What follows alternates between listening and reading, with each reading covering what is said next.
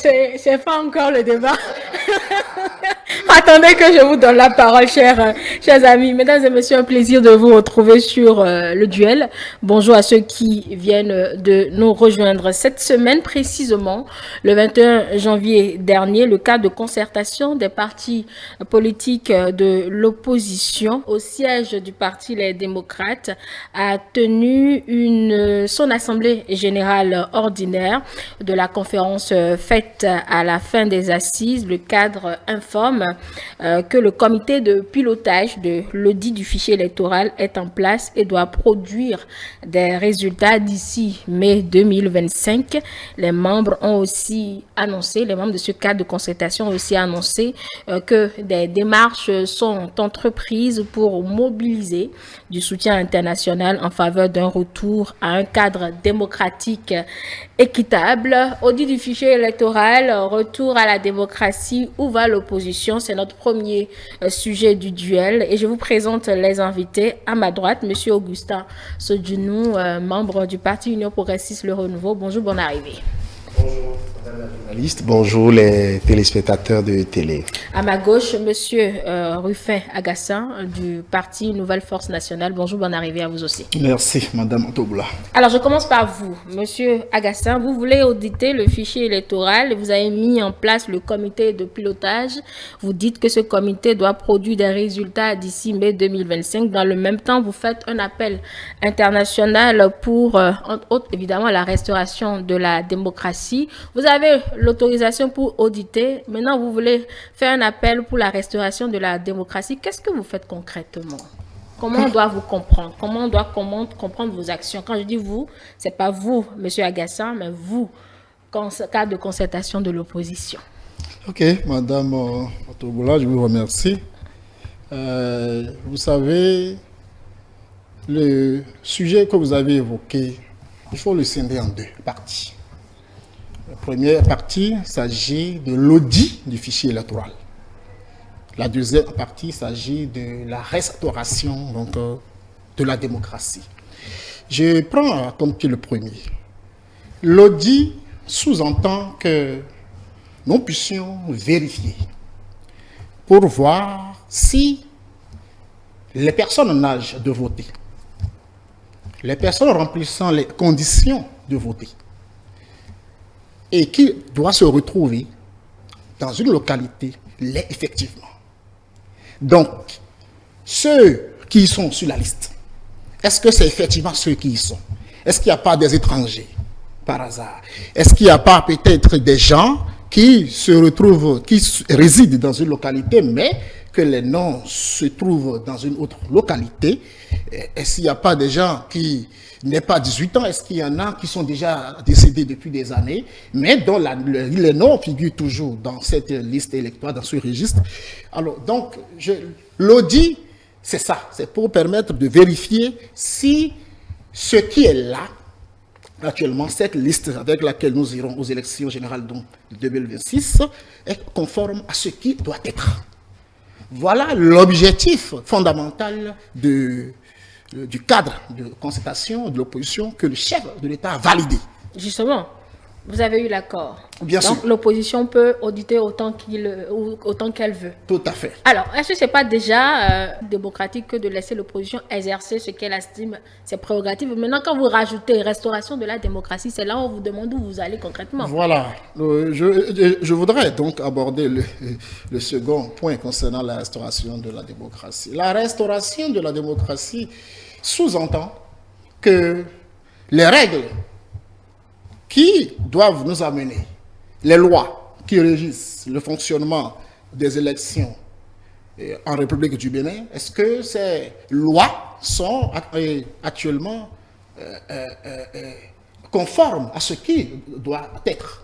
C'est extrêmement important parce que là où nous sommes, la démocratie est mise en mal.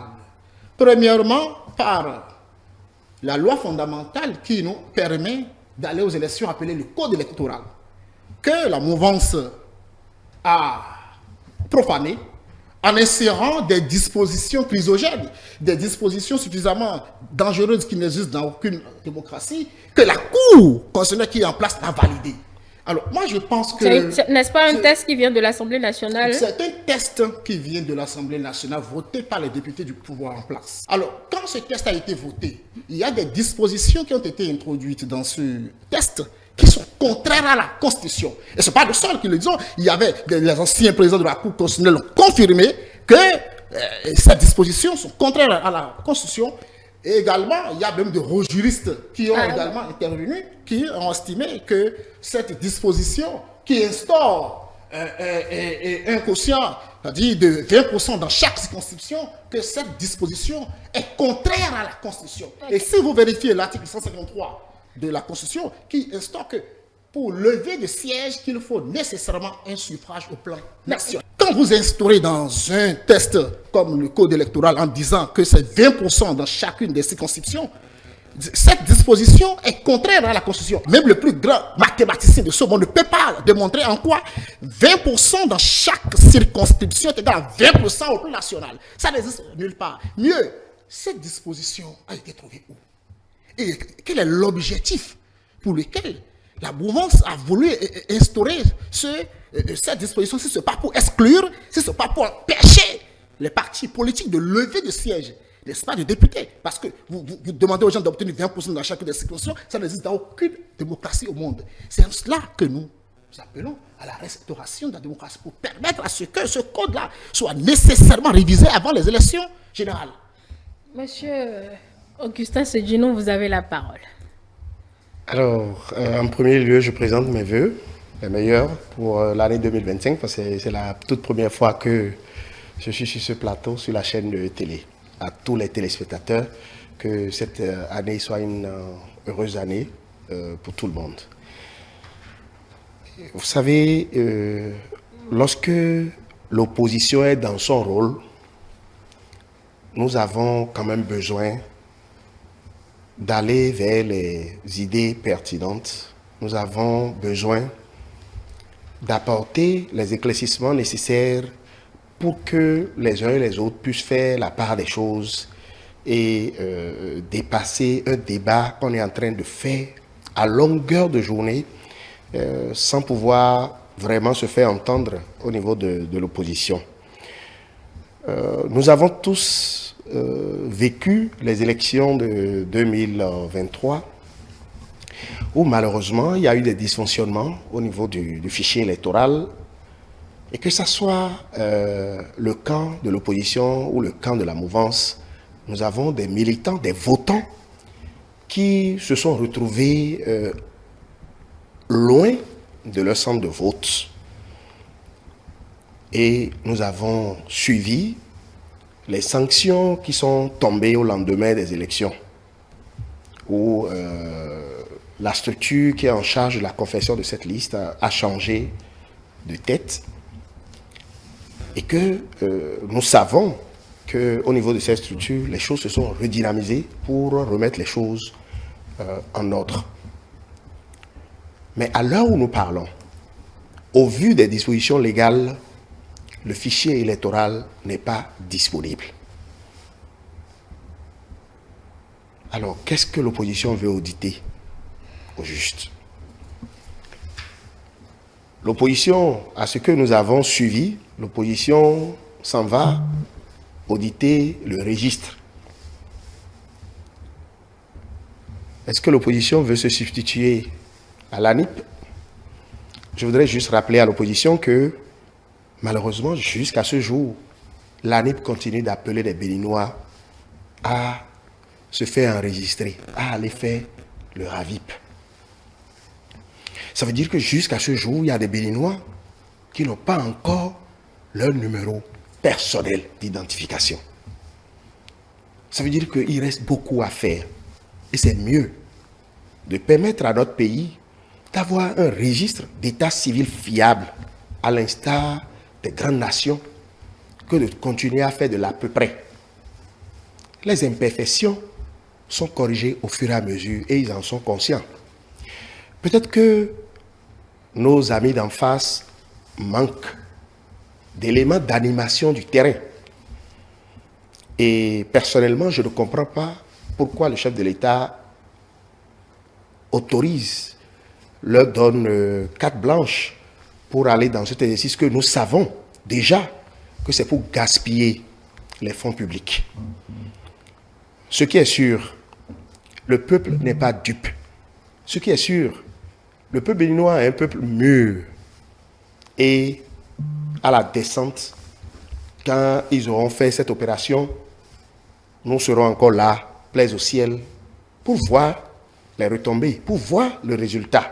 Car c'est à 180, à 160 jours ou 120 jours avant les élections que la liste électorale sera disponible. Et avant cela, il y a des affichages qui seront faits. Et les votants, les citoyens seront appelés à voir est-ce que par hasard, les listes qui sont affichées, il y a des morts qui sont encore inscrits, il y a des gens qui ne sont pas éligibles qui sont affichés. Donc, les militants, en principe, de l'opposition sont habilités à aller faire cet exercice, ce devoir citoyen. Même, je peux même dire ce devoir partisan. Car ils sont libres de dénoncer, même si entre-temps, dans leur localité qu'ils semblent maîtriser, de dire que ce nom-là n'est pas de notre ressort territorial. Mais moi, j'aurais conseillé à l'opposition d'investir plutôt le terrain pour commencer déjà par former leurs militants, s'apprêter à ce que, en ce temps-là, ils puissent faire ce travail et ce serait efficace car nous aussi, nous voulons aborder les élections générales de 2026 dans la transparence, dans la quiétude, pour que notre victoire, la victoire de l'Union progressiste, le renouveau, soit une victoire éclatante et sans équivoque. Alors, dans le même temps, M. Sodino, je ne Et vois pas... lorsque vous parlez des thèmes utilisés par l'opposition qui parlent de la restauration de la démocratie, la démocratie naturellement étant un idéal, on tend vers toujours la démocratie. Je crois que le président de la République l'a expliqué ici au Bénin et l'a expliqué aussi à l'étranger. Désormais au Bénin, nous faisons la politique pour vraiment contribuer au développement de notre pays. Et cela me permet de répondre à ce que mon cher ami dit, qu'il n'y a personne qui puisse démontrer le contraire, que lorsqu'un parti politique exerce le pouvoir central dans ce pays, il faut que ce parti ait son ancrage dans toutes les localités de notre pays. Il faut que ce pouvoir ait des répondants dans toutes les localités, dans toutes les régions de notre pays. À partir de ce moment, remonter les besoins, remonter les secteurs dans lesquels le pouvoir central pouvait agir pour que les Béninois se sentent mieux, quelle que soit leur localité sur toute l'étendue du territoire national, devient un impératif. À partir de ce moment, ceux qui profitaient de leur ancrage dans une partie seulement du pays se retrouvent à l'Assemblée nationale, se retrouvent à des postes de responsabilité, n'ont plus droit de citer. Car la réforme du système partisan nous a tous invités à faire la politique, mais à faire la politique dans de grands ensembles, pour que nous puissions rester ensemble et penser au développement de ce pays. Je crois que celui qui se soucie du développement de ce pays, celui qui invite les Béninois à se mettre ensemble pour penser au développement de ce pays, n'a rien fait de mauvais pour le pays. C'est des gens qui veulent toujours profiter de ce pays, qui veulent toujours rester dans leur coin pour avoir leur part de gâteau, qui sont dérangés par ces choses. Et je vais finir, s'il vous plaît, en disant que aucun code électoral ne viole la Constitution.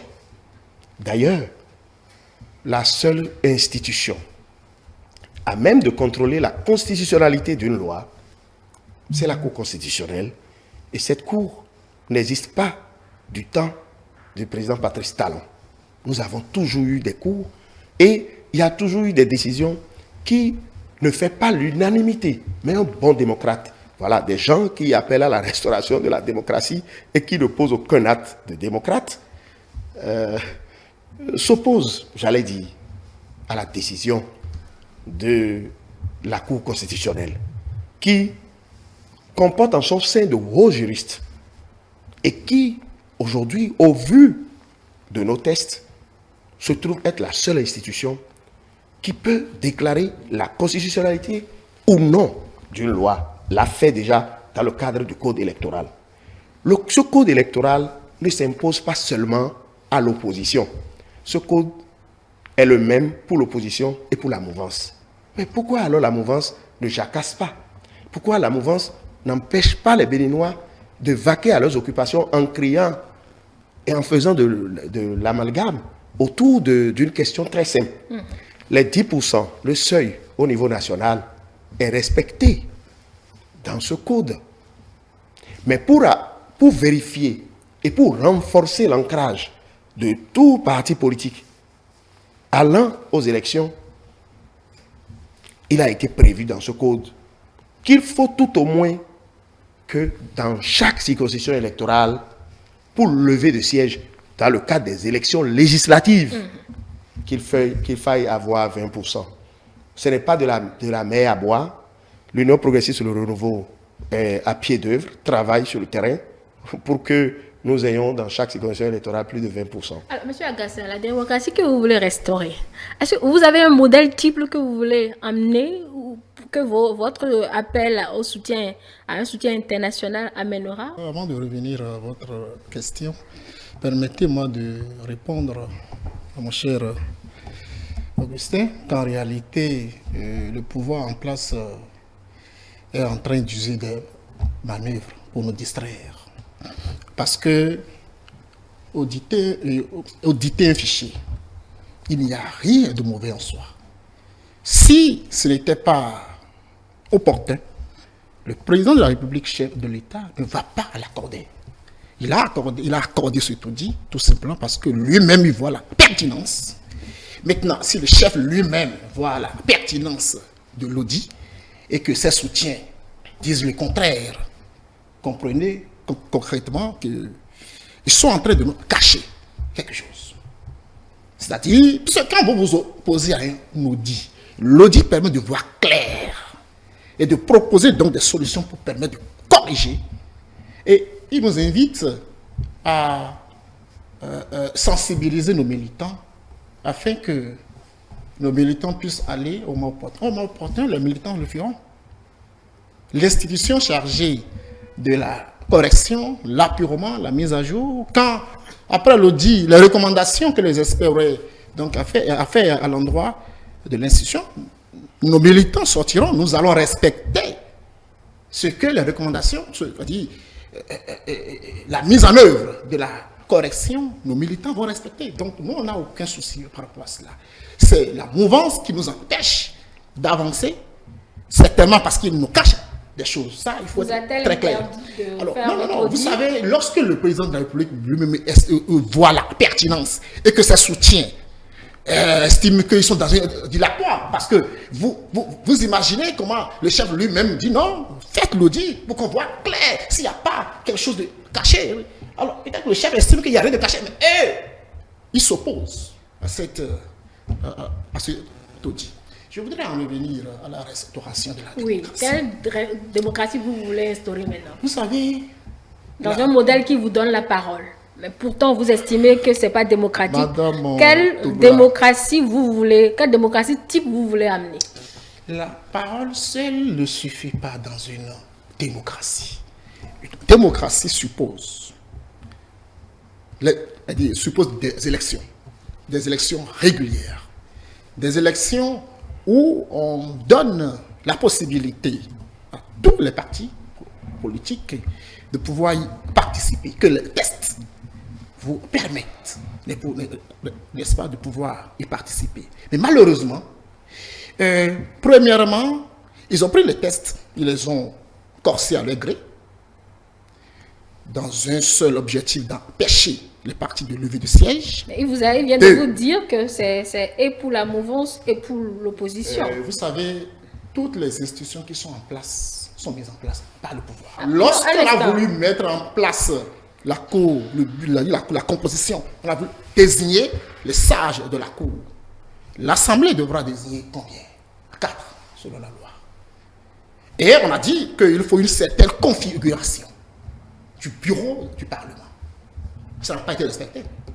Et tous les 4 que le Parlement a désignés proviennent tous des 2 partis du pouvoir. Le président de la République a désigné 3. Tous les 7 sont du pouvoir. Et vous voulez que cela rende quelle décision? Bien évidemment. Et c'est d'ailleurs pour ça que vous allez voir un peu leur comportement par rapport au code électoral. Ils ont bien vu que ça, c'est contraire. Mais pourtant, il n'a pas voulu dire la vérité. Je ne suis pas de discrédit. Non, il s'agit d'une vérité parce que je veux que des juristes de haut niveau viennent faire le débat. Ils en ont fait. L'ancien président de la Cour et d'autres présidents, d'autres juristes ont estimé que tel que la Cour s'est comportée, c'est-à-dire telle la décision de la Cour, même l'argumentaire de la Cour, parce que la Cour a estimé que, bon, 20% dans chacune des circonscriptions signifie déjà 20% au plan national. Cette démonstration comporte bien. Quel a été le comportement de la minorité quand la désignation à la Cour constitutionnelle se faisait? Nous avions dénoncé. Non. N'oubliez pas. Et Madame Ça dit Togola, pas de nous avions dénonciation. même rencontré le président de la République. Et on lui a fait des propositions, mais le président de la République s'est opposé. Il a estimé que, qu'avant que lui ne vienne aux affaires, en 2016, qu'il n'avait personne à la Cour. Et pourtant, cette Cour l'a déclaré vainqueur. Mais il a oublié de nous dire que, quelle est la composition de cette Cour à l'époque et quelle est la composition de la Cour aujourd'hui. Les circonstances ne sont pas les mêmes, j'ai l'impression. Parce que, tel que la Cour se comporte envers nous, envers le peuple aujourd'hui, ça nous fait peur. Parce que la Cour, regardez, dans toutes les démocraties au monde, c'est la Cour constitutionnelle qui restaure la paix. C'est la Cour constitutionnelle qui régule le fonctionnement des institutions. Alors, ça veut dire qu'elle ne peut pas prendre parti pris. Ce n'est même pas possible. Donc, votre démocratie a instauré, c'est de faire quoi à la Cour constitutionnelle? Premièrement, il faut permettre à ce que le code électoral soit révisé. Si la mouvance n'a pas pour objectif d'empêcher les partis politiques de siéger au Parlement, si le pouvoir en place n'a pas pour objectif de nous empêcher par tous les moyens, parce que les institutions, que cela soit la Sénat, que cela soit la Cour, l'opposition n'a visiblement pas de représentants. La seule occasion qui nous permet d'avoir des représentants, c'est là où ils ont tout fait encore pour nous écarter. C'était au moment où l'Assemblée devrait désigner les Jusqu'à preuve du contraire, il y a la FCBE à la Sénat, tel que précisé par la loi. Maintenant, vous avez dans votre développement dit qu'on vous autorise à réviser le code électoral. Oui. Est-ce que la Cour vous a interdit de réviser le code électoral? Non. La Cour a validé. Donc, je reviens à ma question. Ce que nous contestons. Voilà, le premier aspect. Je reviens à ma question. Quel modèle type de démocratie vous voulez instaurer? C'était ça la question. Qui permet à tous les partis politiques de participer librement aux élections. C'est tout. Mais pas mettre des dispositions pour nous empêcher. Parce qu'il a estimé que les 20% que c'est pour permettre une assise nationale. Non, c'est faux. Un parti qui a 10% au plan national, n'a-t-il pas une assise, selon vous? Alors, en dehors de ces 10%, quelle est l'importance de 20% dans 4 circonscriptions simultanément? D'accord. Monsieur Sodino, vous avez la parole. Voilà le modèle type de démocratie que eux, ils veulent instaurer ou dont ils ont besoin pour exister, pour survivre. Selon eux, c'est le modèle qu'il faut. Tout à l'heure, je vais lui demander, mais qui va nous amener ce modèle? Oui, allez-y. Le peuple béninois aurait compris que l'opposition que nous avons en face a envie de nous retourner en arrière, a envie de nous faire voir les partis politiques de chaque famille qu'on avait avant. Je suis au regret de dire que le peuple béninois n'acceptera plus ça. On ne va pas à la politique pour aller chercher sa part du gâteau, mais on va à la politique pour contribuer au développement de son pays. Le peuple a assez souffert et il faut désormais des dirigeants, des gouvernants qui sont des hommes accomplis et qui veulent vraiment travailler pour le développement. Donc on ne retournera pas en arrière. Donc ce rêve restera propre et au sein de l'opposition. Ce ne serait pas un partage du peuple béninois. Je lis dans ce que mon frère dit un aveu d'échec à l'avance. Lorsque vous aspirez à la démocratie, vous vous appropriez les tests en vigueur, vous vous préparez et vous allez à la conquête du pouvoir. On se refuse de s'approprier les tests, on reste sur le même sujet, on ne bouge pas, alors qu'on sait très bien que dans une démocratie, chaque institution fonctionne normalement et les institutions s'interagissent et cela permet que la République marche. Lorsque mon ami estime que la démocratie dans laquelle nous nous retrouvons n'en est pas une et qu'ils veulent restaurer la démocratie, je voudrais dire que nous, soutiens du chef de l'État, nous ne nous opposons pas. D'ailleurs, nous n'avons pas les moyens de nous opposer à une quelconque décision du chef de l'État. Nous ne nous opposons pas. Mais nous ne comprenons pas, car ce que vous voulez auditer n'existe pas. Heureusement qu'aujourd'hui, vous n'auditez plus le fichier électoral. Vous auditez le registre. Quelle est la pertinence? C'est même mal connaître le chef de l'État. Celui-là qui, chaque jour, veut la perfection. Et je vous explique simplement. Les Béninois ont beau critiquer.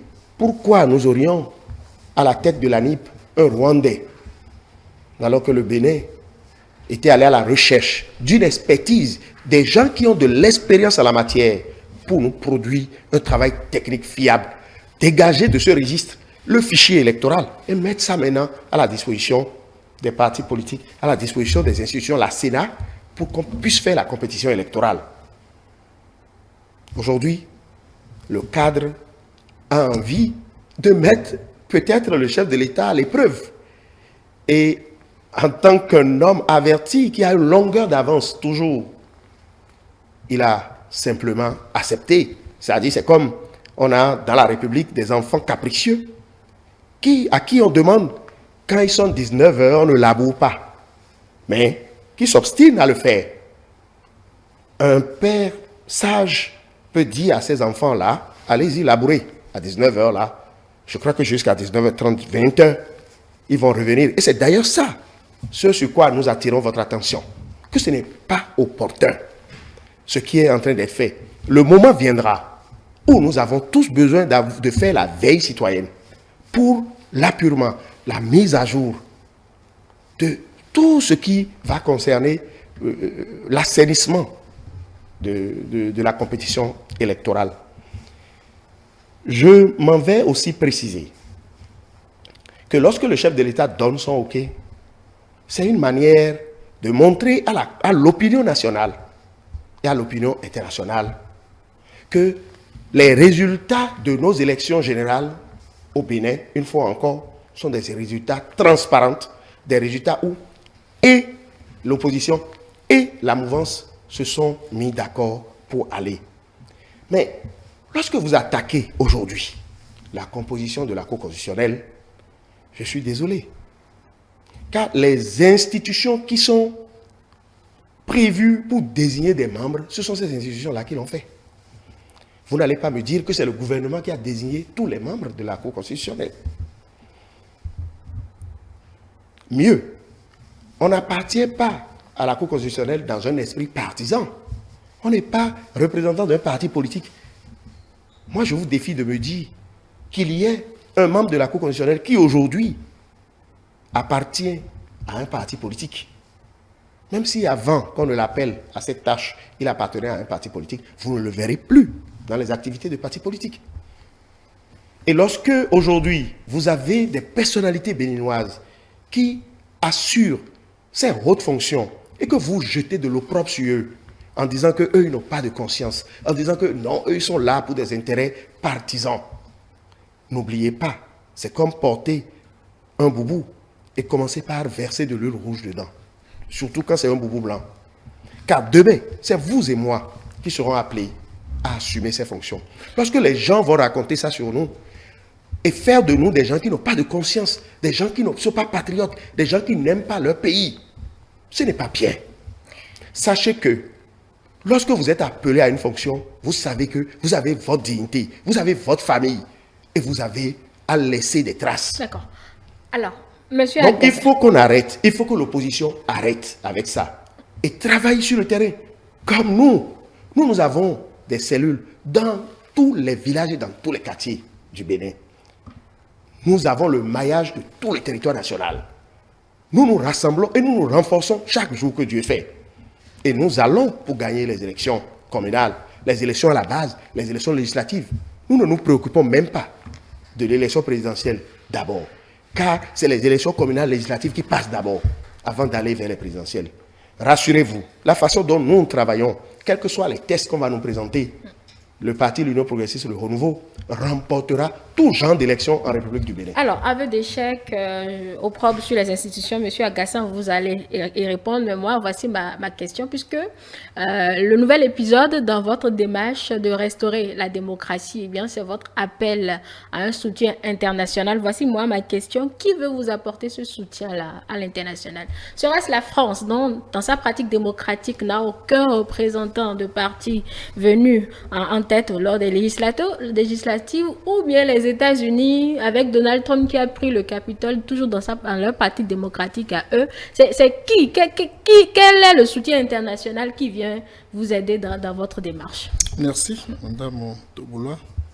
Et je voudrais dire simplement, d'abord, avant de revenir à votre question, mon cher ami, que ne me faites pas dire ce que je n'ai pas dit. À aucun moment, je n'ai jeté aucun discrédit sur un membre pris individuellement.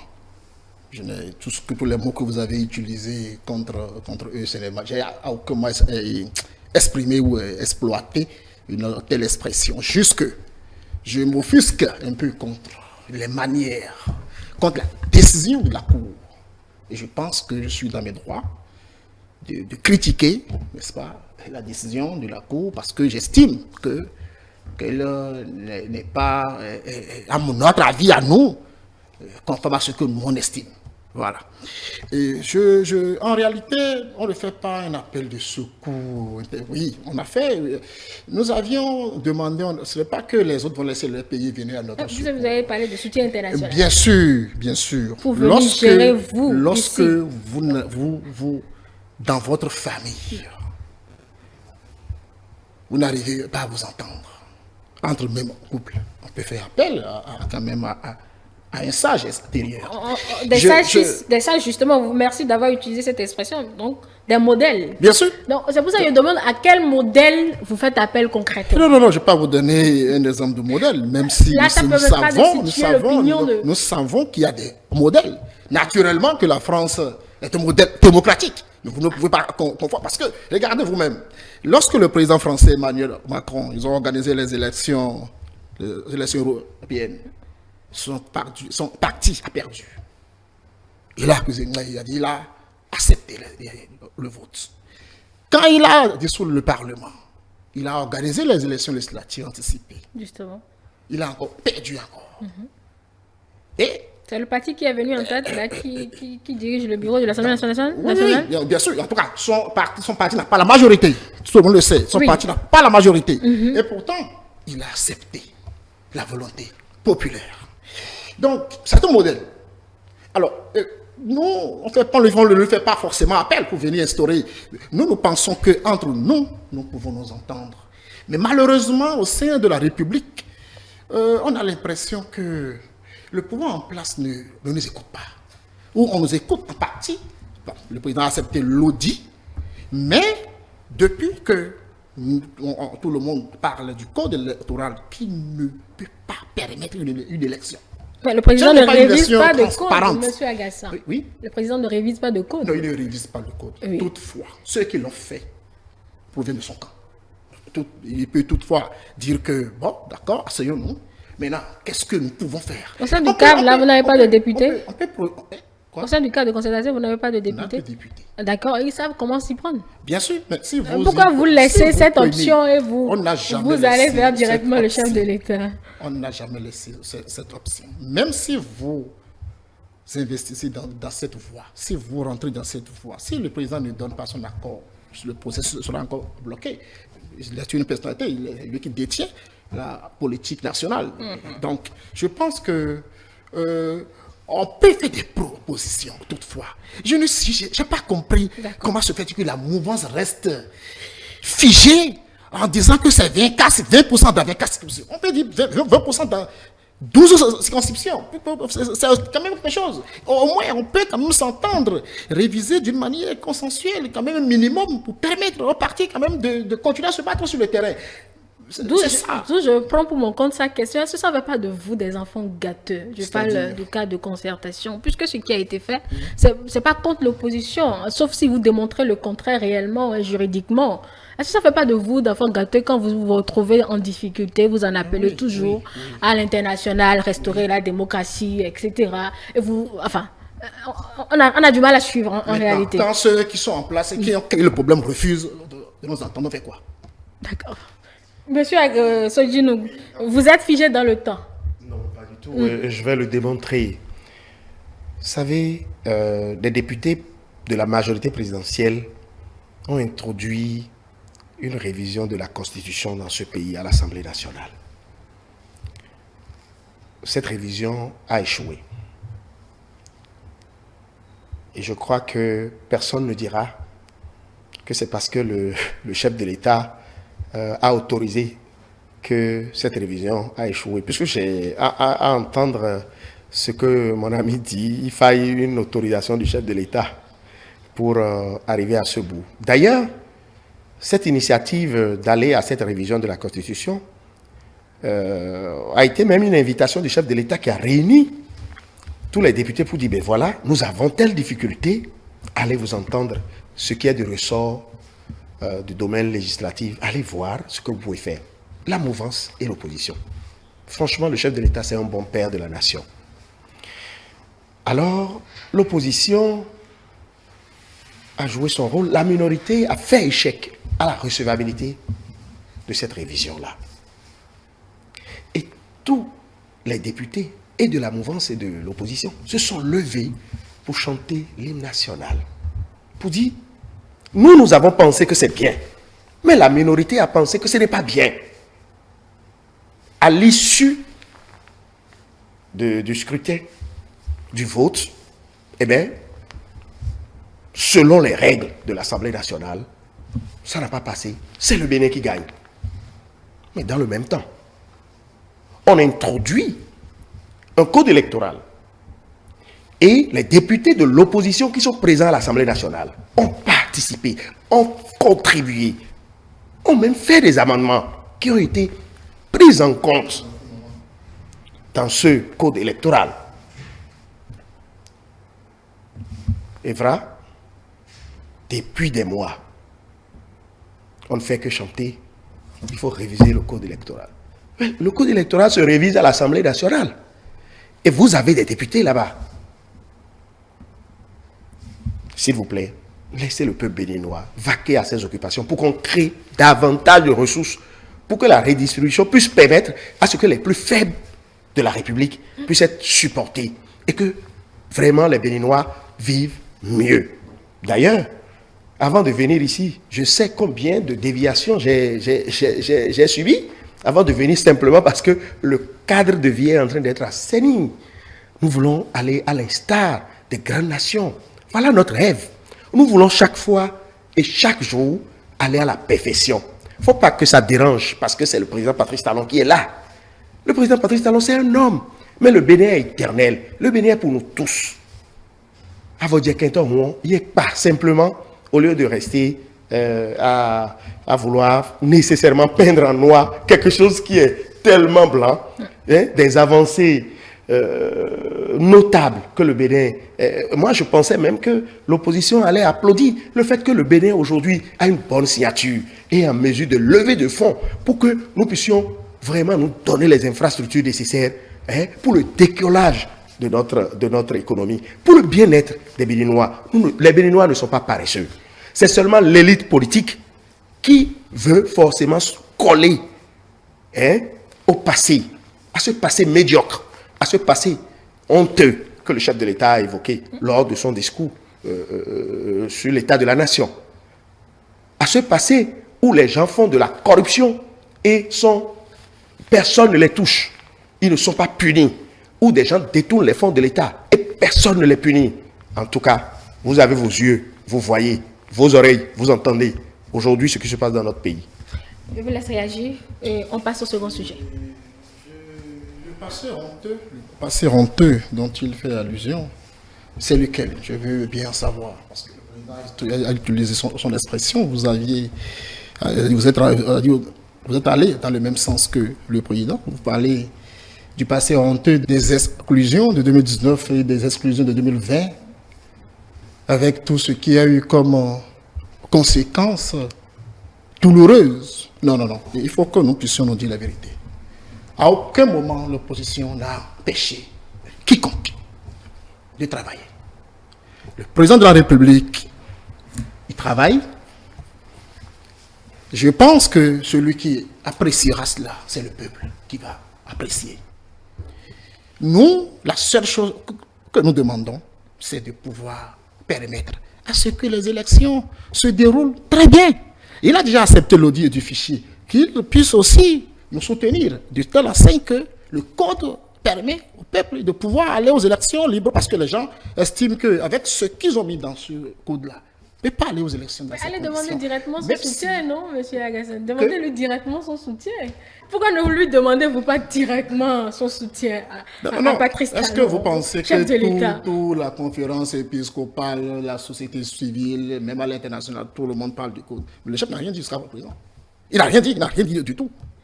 Alors, ça voudrait dire quoi? Soit il n'est pas encore convaincu d'une révision du code. C'est pourquoi lui-même, il n'a encore rien dit. Bon, maintenant, est-ce que si nous-mêmes, de façon officielle, on fait la démarche? Nous allons faire la démarche parce que dans les objectifs du cadre de constatation, nous avions prévu aller sur tout ce terrain-là.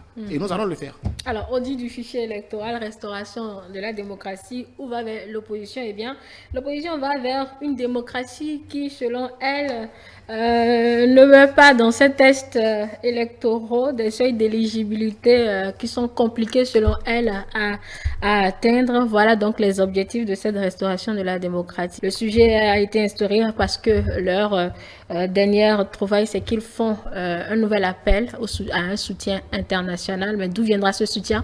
Monsieur Agassane n'a pas su nous le dire. Peut-être qu'il garde cela en réserve. Nous allons passer à notre second sujet de ce duel. La Criette a eu du travail cette semaine. Vous avez certainement, l'un comme l'autre, suivi cette actualité. Procès dans l'affaire complot contre l'autorité ou de la sûreté de l'État, et également dans l'affaire disparition de 14 milliards à la direction générale des impôts. Alors, si on s'arrête justement à cette dernière affaire de 4 milliards, la première question est pour vous. À quelle conclusion vous tirez de ce procès, du verdict de ce procès, monsieur Sodjino? Je note simplement que les institutions au Bénin, depuis 2016, fonctionnent normalement. Et qu'il n'y ait pas un pouvoir central qui bloque, qui influence les institutions de marché de fonctionner correctement. En l'espèce, nous parlons du pouvoir judiciaire et d'une affaire rocambolesque qui a fait couler d'encre et de salive en République du Bénin. Le sieur, j'ai oublié son nom. Carlos Adorano. Carlos Adorano, ex-régisseur, qui est parti et on a constaté la disparition de 4 milliards. Alors que dans ce pays, nous avons eu des affaires qui empêchaient la population d'avoir de l'eau, des dizaines de milliards. Dans ce pays, nous avons eu des affaires qui empêchaient la population d'avoir de l'énergie électrique, des dizaines de milliards. Nous avons eu des affaires qui ont vu englouti des dizaines de milliards dans l'Assemblée, dans la construction de l'Assemblée nationale. Et c'est seulement pour 4 milliards que la justice a bien fait son travail. Et le ministère public a retenu 30 ans de prison ferme contre les régisseurs, 30 ans de prison ferme contre M. Salanon, qui plus est un militant des partis politiques, que je peux qualifier de proche du chef de l'État. Au Bénin, on n'était pas habitué à cette façon très claire de mettre chaque chose à sa place. même si tu es un membre de parti politique proche du chef de l'État. D'ailleurs, même par le passé, toutes les affaires qui ont trait à de crimes économiques, détournement des fonds publics, depuis 2016, c'est l'impunité zéro au Bénin. Et il faut être un homme qui a vraiment la tête sur les épaules. Il faut être un homme qui veut vraiment que ces actions-là cessent dans notre pays. Ah, donc chez vous, ça a commencé en 2016, monsieur Sodjino? Ça a commencé seulement en 2016. Avant 2016, on n'avait pas eu ça. D'accord. Avant 2016, je vous ai cité plein d'affaires de dizaines de milliards qui sont restés comme ça jusqu'à aujourd'hui. Et l'irresponsabilité a même amené des responsables au plus haut niveau de ces pouvoirs antérieurs à 2016 à chercher à voir que ça soit le chef de l'État, l'homme courageux, qui aime tellement le Bénin et qui se sacrifie même pour le Bénin. Il n'a même pas peur pour la vie de sa famille. Lorsque vous tombez dedans, même si c'est les fonds publics, vous payez cash. La justice fonctionne. L'irresponsabilité a même amené des responsables au plus haut niveau de ces pouvoirs antérieurs au pouvoir du président Patrice Talon à souhaiter que ce soit le président Patrice Talon qui punisse des crimes, des faits de corruption qui se sont déroulés sous leur règne. Franchement, si la honte pouvait tuer, il y a beaucoup dans le cadre de l'opposition qui ne seraient plus de ce monde. Peut-être qu'ils sont nés après la honte. Dans le camp de l'opposition, monsieur Sodjino. Allez, monsieur Agassa, vous avez la parole pour monsieur Sodjino. La leçon à tirer de ce procès, eh bien, c'est que c'est une preuve de plus que l'impunité zéro est une réalité sous Patrice Talon. Lorsque vous parlez d'impunité zéro, ça suppose que ça n'existe plus. Or que ça existe. C'est-à-dire... Non, ça ne veut pas dire forcément ça. Ça veut pas dire, ça veut plutôt dire que l'impunité ne tolère plus. D'accord.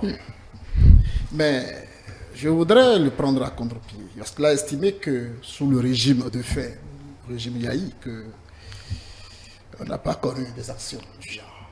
C'est pas vrai. C'est pas du tout vrai. Nous avions quand même vu des actions sous le président Bouriyahi. Il y a des ministres, l'ex-procureur général, qui était supposé impliqué dans une affaire d'ICC qui a été déchargé. Nous avons vu l'ex-ministre de l'Intérieur, je pense à Zinzidokwe, qui a été destitué de son poste et gardé à vue.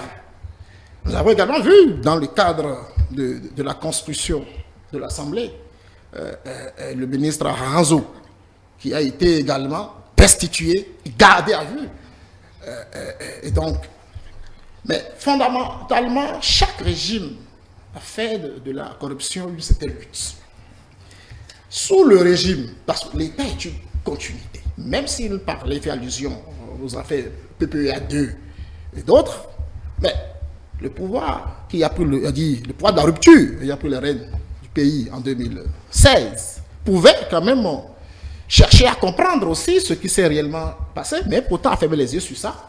Et vous savez, bien évidemment, celui qui est au cœur de ce scandale est membre du pouvoir. Actuellement, il est dans les partis politiques proches du pouvoir. Et naturellement, il est protégé. Mais cette affaire-là, tout le monde, personne n'en parle. Alors, aussi, nous avions vu la distribution de milliards qui a été investie, n'est-ce pas, pour rénover le stade de l'Amitié. Jusqu'à présent, silence radio. Silence radio. Et donc, aujourd'hui, quand on me parle d'impunité zéro, non, c'est pas vrai. C'est-à-dire, vous pouvez peut-être parler des avancées.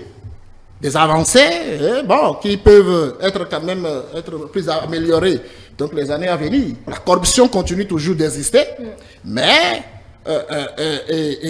tous ceux qui sont impliqués ne sont pas poursuivis. Exemple, la preuve que je vous ai donnée pour le stade, voilà, le stade de l'Amitié. Donc, c'est ça. Je pense que la décision de la CRIET concernant le sieur Dormano, je pense que ça montre d'une certaine façon qu'il faut cesser. de se moquer du peuple. C'est-à-dire? C'est-à-dire que ceux qui procèdent à des détournements de fonds, je voudrais dire qu'il faut que ceux-là corrompus, et ceux qui soutiennent les fonds publics jusqu'à cette hauteur, c'est ceux-là qui mettent le peuple en difficulté d'une manière ou d'une autre. Et je pense que cette décision de la criminalité exemplaire il pourra permettre de servir de leçon à d'autres, de les en dissuader et dans des voies du genre. Dans ce procès, il y a eu des condamnations, mais également des acquittements. Est-ce que ce n'est pas aussi une autre preuve, si je me mets dans la démarche de M. Sodino, une autre preuve que la criade, ce n'est pas toujours 30 ans qu'on donne systématiquement, un peu comme le procès que vous faites à cette cour spéciale. Nous avions pendant longtemps fait un procès à la cour, à la criette, parce que nous avions l'impression que cette cour-là est réservée exclusivement à l'opposition.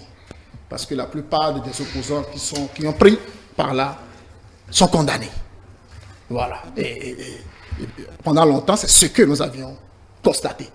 Bon, maintenant, si elle est en train de chercher sa crédibilité... c'est maintenant qu'elle cherche sa bien crédibilité. sûr, mon ami. Parce que pendant longtemps, c'est ce que nous avions remarqué. Au point où tout le monde prend la criette comme étant une cour proche du pouvoir. Alors, c'est une juridiction qui ne peut en aucun cas être proche de quiconque. Donc je pense que si le droit peut être dit, ça serait dans l'avantage du peuple. Est-ce qu'il reviendra à vous de conclure, d'avoir donc le dernier mot sur ce sujet-là, M. Sodino? Pour M. Agassan, il y a des avancées, mais on ne parle pas encore d'impunité zéro. Oui, l'impunité zéro n'existe nulle part sous le soleil. La corruption ayant la peau dure, il y a toujours des velléités, on découvre toujours. Lorsque les acteurs sont conscients de ce que la République marche, les institutions fonctionnent normalement, et que la justice veille au grain, et dès que tu touches à l'argent du contribuable, le fonds public, tu es puni sévèrement. 30 ans d'emprisonnement, ce n'est pas une mince affaire. Il y a de quoi décourager ces actions. Et c'est à saluer. Lorsque j'entends un opposant dire qu'il y a des avancées, je note qu'il est en train d'applaudir. Et je suis content, parce que c'est de ça que nous avons besoin pour ce pays. Lorsque c'est bon, que nous puissions avoir le courage de dire que c'est bon. Oui, c'est la preuve qu'ils ne sont pas dans le nihilisme, peut-être. Oui, bon, alors ça vient, la lucidité vient. Et comme ça, nous allons rester ensemble pour construire notre pays. La criette a toujours dit le droit. Il y a tellement de dossiers qui passent au niveau de la criette. Et lorsque aucune charge n'est retenue contre toi, lorsque aucune preuve des agissements, et c'est ce qui explique les acquittements qu'il y a eu. Et vous concluez là-dessus, parce que là, le prochain programme frappe réellement à la porte. Ma conclusion sur ce débat, c'est d'appeler le peuple béninois à la sérénité, à faire confiance au gouvernement actuel et à rester vigilant et veiller, parce que les marchands d'illusions manquent vraiment de sujets face à cet homme de vision, cet homme de développement que le Bénin a connu. Il manque vraiment d'arguments et cherche à nous embrouiller. Que le peuple reste vigilant et le peuple suive les actions du chef de l'État et voit que lorsque des partis politiques peuvent rester dans 20 circonscriptions électorales sur les 24 et avoir les 10%, il vaut mieux les contraindre à travailler dans les 4 circonscriptions qui restent à travers les 20% qu'il faut réunir dans chaque circonscription électorale pour avoir des sièges à l'Assemblée nationale. C'est pour le bonheur du pays, c'est pour que nous puissions renforcer notre démocratie. Vous n'allez pas relancer le débat parce que là, on est à la fin. Merci beaucoup à vous deux, M. Augustin Sodino du Parti Union Progressive Le Renouveau, M. Agassan Rufin du Parti Nouvelle Force Nationale. Merci vraiment pour la courtoisie dans les échanges. Mesdames et messieurs, on a parlé de l'audit du fichier électoral et également de cette restauration de la démocratie démocratie qui tient à cœur à l'opposition, sans oublier ce verdict dans le procès 4 milliards à la Direction générale des impôts. C'était le duel. Merci de nous avoir suivis. Juste derrière, vous retrouverez Maëlle Lawson avec ses invités pour votre émission 26 minutes en Afrique et le monde. On se retrouve juste derrière. Je vous rappelle que nos productions sont disponibles sur nos plateformes numériques, notre site internet le www.etélébenin.com, notre chaîne YouTube eTélé-Bénin et télécharger l'application eTélé-Bénin pour nous suivre un peu plus facilement. eTélé avec vous, pour vous.